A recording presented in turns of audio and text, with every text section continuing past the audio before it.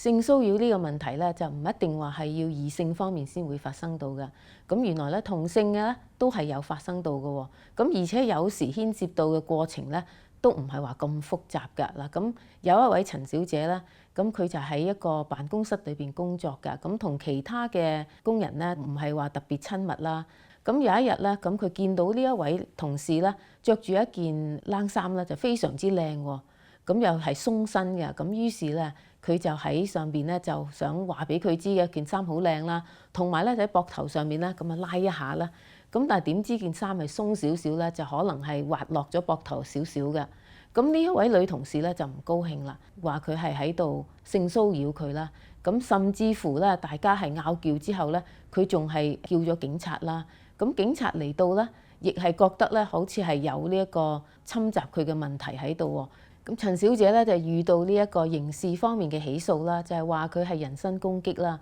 咁變咗呢個都係比較嚴重一啲嘅法律問題啦。咁加上咧就係喺工作發生咧，亦使到佢喺心理上面咧有一定嘅陰影同埋壓力喺度噶。咁到底啦，陳小姐應該係點樣去處理呢個案件呢？你係咪想知道結局呢？記得聽到最後啦。如果你係有類似嘅案例，或者係有法律嘅疑問，可以喺下邊留 comment 俾我。增長你嘅法律知識、法律常識。我係 Hannah 梁律師，法律係非常之複雜嘅。我會用我嘅經驗嚟為你解答每一樣嘅法律問題。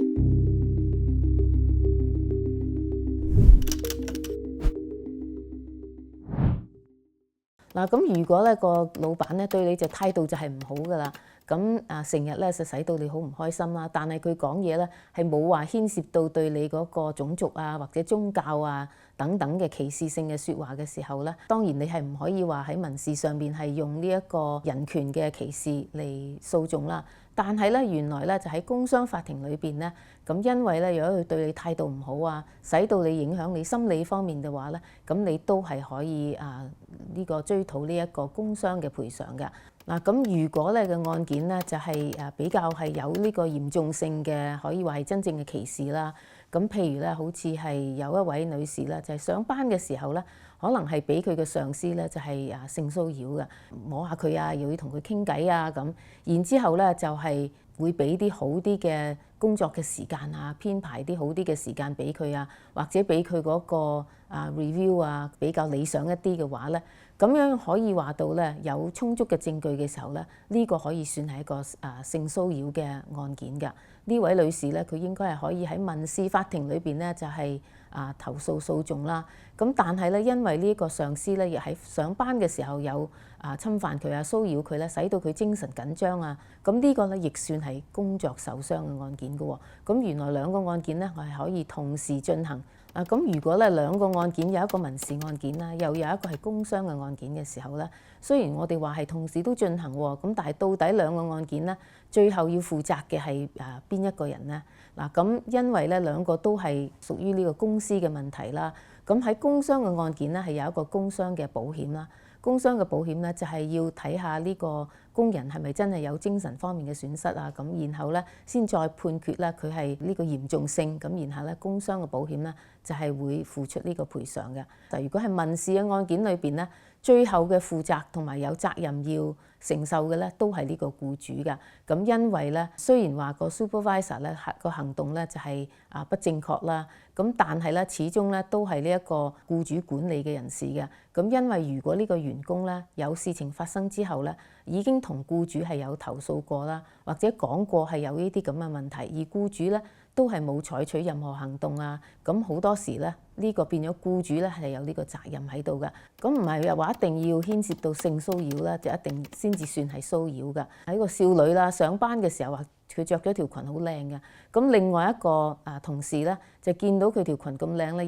又拉起佢想睇下下邊係咪有好多層裙喺下邊啊咁。點知一拉起嘅時候咧，佢就覺得有呢個性騷擾嘅成分喺度啦，咁又投訴咗俾佢嘅上司嘅。咁所以就係同事同同事之間咧，就即係最好唔好有太多嘅摩擦啦。而且騷擾咧未必一定係性騷擾啦，其他咧都可以嘅，譬如係針對鬧佢啊，同事之間成日拗撬啊，咁又或者係對佢特別唔好啊，或者係有一群嘅人嘅時候咧，佢特別係針對某其中嘅一個啦，或者係好似有時話佢食飯都唔親埋佢一齊啊，係成日等佢一個人係獨自啊咁嘅時候咧，呢啲咧都會引致到咧可能呢位工作嘅人士引致到佢心理上邊咧係有啲影響㗎。雖然唔算係話一個騷擾可以上到民事法庭嘅騷擾啦，但係咧喺工傷上邊咧都係有機會咧係一個工作受傷嘅案件嘅。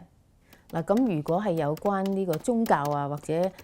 有上司係批判你嗰個口音啊，咁呢個算唔算係一個騷擾咧？咁正式嚟講咧，我哋講到宗教咧，亦係我哋人權方面嘅一個權利嚟嘅。咁所以如果咧佢係特別咧，係對你個宗教方面咧就係有問題啊，或者係因為你嘅宗教方面而對你嘅態度唔一樣嘅話咧，咁呢個咧係有機會咧就係一個宗教嘅騷擾㗎。咁如果佢哋有講到你批判你個口音啊，或者你講話嘅時候咧，即係話你嗰個 accent 太重啊嘅話咧，咁呢啲咧都係會有機會咧，可以話係種族嘅歧視㗎。咁要睇佢嚴重性啦，要睇佢嗰個 evidence 啦，即係你嘅證據方面啦。咁但係咧，如果係有好嘅證據證實得到嘅時候咧，呢啲咧都係算係民事方面咧係一個歧視㗎。咁除咗呢個民事方面咧，一樣咧就係如果係有咁樣嘅歧視嘅時候咧，喺精神上面嘅影響咧，呢個亦算係一個工作受傷㗎。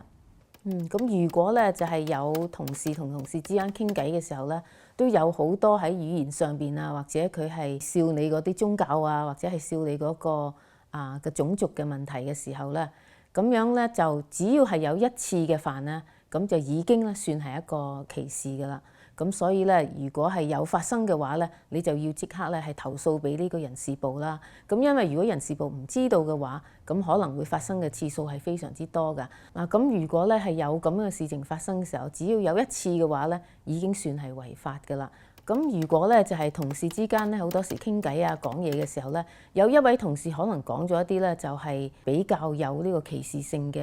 內容嘅話咧，咁另外一個同事或者就唔高興啦。咁如果咧講完嘢個同事咧睇到佢個面色係唔高興嘅時候咧，佢只係話我喺度大家講笑啫，唔使咁認真嘅咁。雖然你講個人可能係無心啦，但係只要聽嗰個咧係你係有呢一個意思嘅時候咧，而佢自己咧就係感覺到咧係唔舒服嘅話咧，咁呢個咧已經喺法例上邊咧你係違反咗呢個條例㗎啦。咁如果咧只係有發生過一次嘅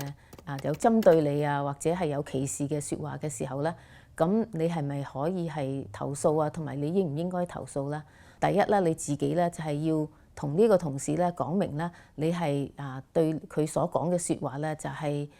覺得係有侵犯性啦，同埋咧你就要求佢唔好再咁樣同你講話㗎。咁你講完之後咧，你亦應該咧就向人事部咧就係提出呢一個問題喎，係將佢嘅投訴咧都係書面通知。咁因為咧有時如果你唔係書面通知嘅時候咧，到最後可能大家都冇呢個證據啦，或者人事部話我哋都唔記得有呢件事情喎。咁因為咧如果咧就係再有侵犯嘅時候咧，第一咧就係有一個記錄喺度啦，加上咧人事部如果知道嘅時候咧，人事部亦應該咧係再同佢咧就係警告一下咧，就叫佢以後都唔好咁做㗎。咁如果當然啦，以後都係冇再發生嘅時候咧，或者大家亦係相安無事啦。但係如果係不幸係再有發生嘅時候咧，你會有一個好嘅證據嘅。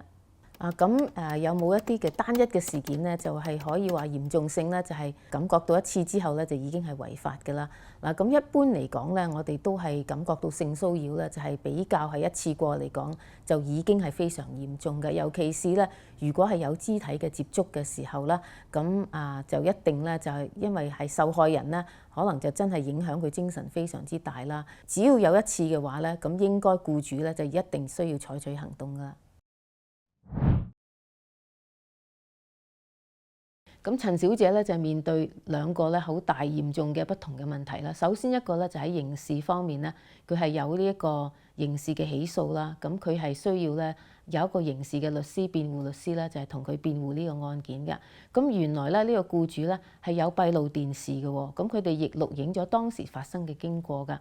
咁但係原來咧到最後咧就係發現到咧嗰個錄影咧就係被 edit 過嘅。咁因為咧佢只係留咗一個咧就係對呢個控方咧係有利嘅片段喺度。咁所以因為呢一個問題咧，咁陳小姐係可以成功咁咧就係表示到佢呢個發生經過係不一樣啦。當時咧亦係控方係將個案件咧就係取消咗㗎。另外一邊咧，佢亦係有呢個工傷方面嘅問題啦，因為咧呢個案件咧就係發生喺工作方面啦，呢個心理上邊啊、精神上面咧，對佢都係有好大嘅陰影同埋壓力㗎。咁所以咧，我哋係亦提出咗呢一個心理壓力方面嘅工傷咧，都係同佢攞到呢個賠償嘅。